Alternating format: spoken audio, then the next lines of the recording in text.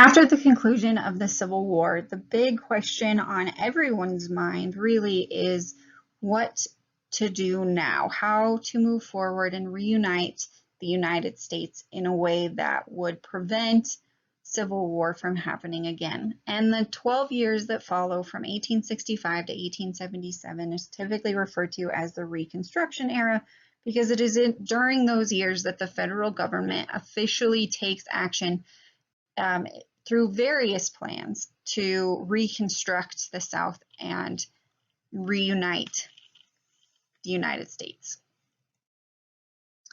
So first I want to look at the aftermath in the South in order to give you kind of a visual idea of what the South was facing. So these two pictures on the left, it's Richmond, Virginia before 1861 and then in 1865 at the conclusion of the war. Now, obviously the angles are slightly different and this is more close up, but I think you get the picture and the whole city looked like this. And remember that was part of Grant's hard war and Sherman's march to the sea. So in the South, by the end of the Civil War, essentially civilization had collapsed entirely, both economically and socially. The cities were entirely destroyed. The economy was dead. The banks and businesses closed. The factories, of course, were closed, mostly because they had been destroyed. There is no transportation system remaining. Roads and railroads in particular had been destroyed by Sherman's men and others. The agricultural system is entirely crippled. There is no slaves. There is very little seed, if anything. Stocks and stores had been destroyed. So there wasn't like a cache of cotton somewhere. And there was no livestock. And remember, the battlefields were fought on this agricultural land as well, which meant that essentially the land is largely worthless. The major cities of Atlanta, Charleston, and Richmond were almost entirely destroyed. The plantation elite have this land, but like I said, it's largely worth it, and they have no one to work it or rebuild it. Remember, with that white minority in the South, that literally meant that there were not enough people to rebound back to what it had been. Just to kind of give you an example, then in 1860, the South controlled 30% of all the wealth in the United States. And if you consider it's a smaller region, that's pretty significant. In 1870, so even 5 years after the war, they had only regained about 12%. So it was a slow process. However, even with all of this suffering, many will refuse federal aid. They will refuse pardons or efforts of the government to assist them because they feel that that is acknowledging their loss and that they were wrong in the first place. So that's going to complicate a lot of the process as well. Let's look now then at some of the key questions behind determining what Reconstruction should look like. So by 1864, as I said, Lincoln knew that it was not so much about if the South would surrender, but when, and so he began making plans for reuniting the nation. And one of his plans was, in order to gain Southern confidence, he would name Southern Democrat Andrew Johnson as his vice president. Andrew Johnson was from Tennessee. He had chosen to not support secession and remained in Washington, D.C., and he still had connections in the South. And so Lincoln thought that by putting him on his ticket and sharing the White House with him, that this would be a big gesture to people in the South that he wanted everyone to work together. So the big questions here were what should happen to the South, right? Economically, who should pay the South's war debts? The North had plenty of its own. Who should pay for the South?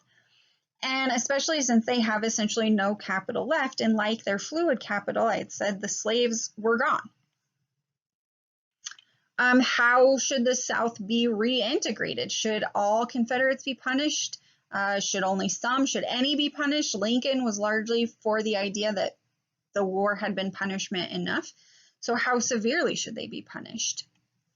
And then how best to regulate race relations? How do you prevent a white society from discriminating against African Americans or worse, particularly worse, that used to be their property? And similarly, how do you prevent those African Americans from retaliating against whites? How do you help them join society in a way that is beneficial and allows them a chance at an equal life? And finally, who should be in charge of that process? Should it be all federal?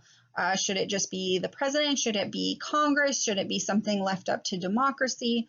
Should states be included from the South be included in the process? Or should they not have any say because they were the ones who started this mess to begin with?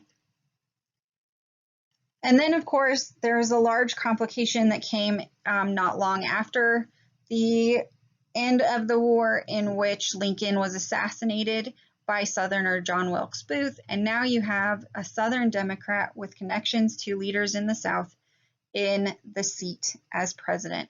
And the big question was, what will President Johnson do now?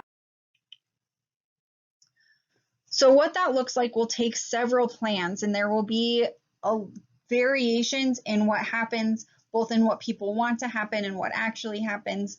And so it's important to know that the process of Reconstruction was lengthy, and there were many different attempts at finding the right way to do it. So Lincoln will create, before the end of the war and immediately after the surrender, he will plan put into place the 10% plan. And this was supported by Andrew Johnson as well, and what will be what Johnson takes on initially after Lincoln's assassination. And Lincoln essentially declared that it was not possible. Lincoln believed that the best way to recreate the Union essentially was to make it as quick as possible in the reintegration process. And so he announced that after 10% of voters in any given Southern state had sworn allegiance to the Union, that state could create their own state government and be allowed back into the nation. And so a lot of people felt that this was way too lenient, that 10% of the voting population was hardly any compared to the amounts that had participated in the war. And so this was actually one thing that Lincoln did that was not very popular. Moderates in Congress, who were kind of in between, wanted what was called the Wade-Davis bill. Now, they agreed with Lincoln that it should be as quick as possible, but they believed it should be a bit stricter, and that 50% of all known Confederates within any given Southern state had to swear allegiance before they could begin the process of being readmitted to the Union. So while this will actually get the majority support in Congress, Lincoln will ultimately refuse to sign it. He believes that anything beyond the 10% plan is going to hinder the progress and maintain Southern bitterness, which will just lead to another civil war a few years later. When he does that, he becomes pretty unpopular with many members of Congress. And when Southern congressmen under the 10% plan are eligible to return to Washington, D.C. after they've met the requirements, Congress actually refuses to let them in, like literally bars the door against them. And then there were some radicals in Congress who just wanted total and absolute punishment. They believed that this was treason, and that as a result, all who had been part of the Confederacy should lose all of their rights of citizenship. So they believed that the South should exist as a conquered province, essentially meaning that they don't get back their rights as part of the United States, that they should have to pay for all of the war debt, and that slaves should be given federal protection, and the federal government should help to uproot essentially the old social structure of the South. This was not accepted by most of Congress, but it is important to know that this more radical idea did exist and was favored by some in the North.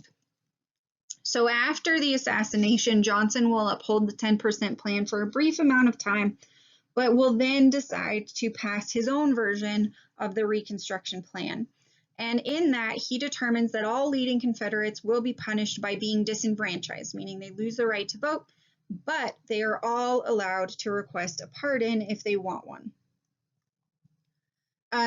All of the Confederate territories are required to publicly repeal their Articles of Succession, which means that they are forced to admit in writing and publicly that they were wrong to have left the Union, that they didn't mean it, essentially. And it forced ratification of the 13th Amendment in southern states. So it had been ratified and passed in the Union prior to the end of the war, but now this forced that all southern states acknowledge it and accept it, which many had refused to do. So when you wonder then about requesting a pardon, why would he do that? Think about why this Southern Democrat from Tennessee might do that. And it becomes pretty obvious why he wants to most people in the North, as Johnson begins to grant pretty much every pardon that's requested, because many of those leading Confederates were his former colleagues and people that when he returned to Tennessee, he would have to work with. And some of his Southern Democrat tendencies began to show up as he continuously vetoed additional civil rights laws. So he was essentially pretty sympathetic to the South in many ways.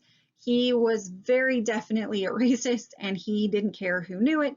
And he tried to use his power to enforce those principles, which of course Congress and most Americans didn't like. And so Congress will threaten him with impeachment papers and force Johnson to accept a stricter plan, which is called the Reconstruction Act in 1867.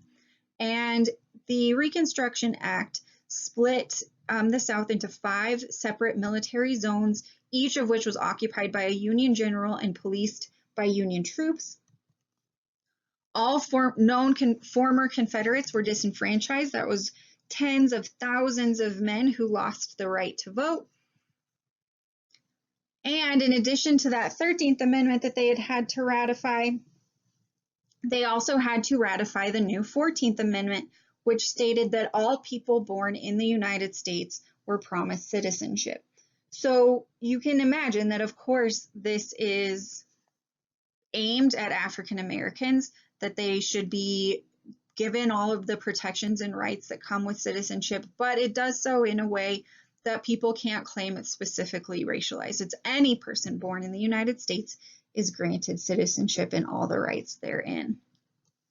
And then in 1869 and early 1870, they will also force through the ratification of the 15th Amendment, in which states that all male United States citizens will be granted voting rights regardless of color. So it is not all U.S. citizens. It still specifies male, but you cannot discriminate based on color. And these two things together will be referred to as the Civil Rights Amendments, and will be something that Johnson will actively veto and stand against until he is in fact impeached and they are able to pass.